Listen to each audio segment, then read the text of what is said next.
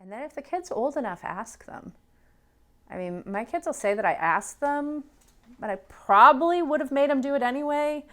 But I always ask them, because at this stage in the game, they're 17, almost 18, and 20. I don't get to make their decisions anymore. If gene therapy pops up for them, I don't get to decide that. And I have one that would do it and one that said he wouldn't. So educating the kids, they're going to have to be compliant.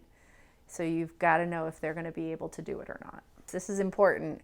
Kids over 9 have to sign an assent to participate. So I had to sign consent, but every time they were going to do something to Max, every time the trial was extended, Max had to sign his own paperwork.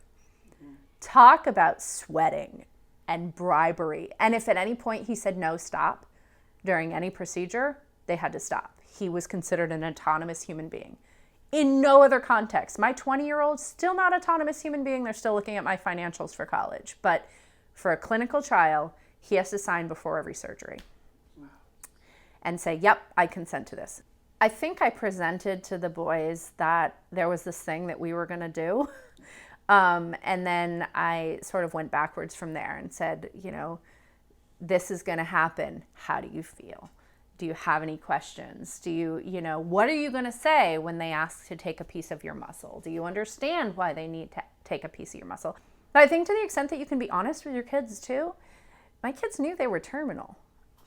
It's a decision I made. But if they don't know that they're getting worse, are they going to be up for a drug that might make them better? No, they feel fine.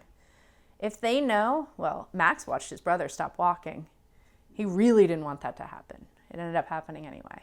But to the extent that you can be really honest and say, you're going to take this medication and we are really hoping that it prevents some of the disease, the bad things happening from this disease, and we don't know. And you talk about being altruistic. This may not help you, but it may help, new babies born with this disease. My kids were well aware of all of those things. And again, it depends on your kid's cognitive ability, what you say to them. But if you ask, if you watch interviews of both the boys from when they were younger, they both say, it may not help me, but we're doing this for everybody.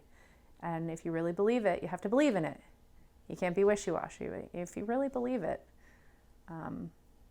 they're pretty impressive, brave humans. They've done some things I don't know if I could do, honestly.